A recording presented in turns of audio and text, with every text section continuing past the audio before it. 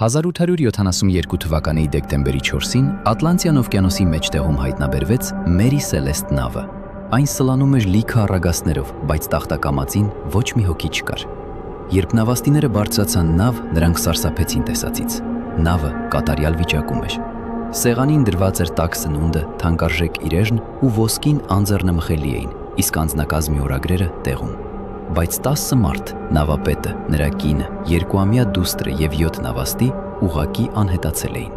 Չկար ոչ մի պայքարի հետք, ոչ մի արյուն կամ փոթորկի նշան։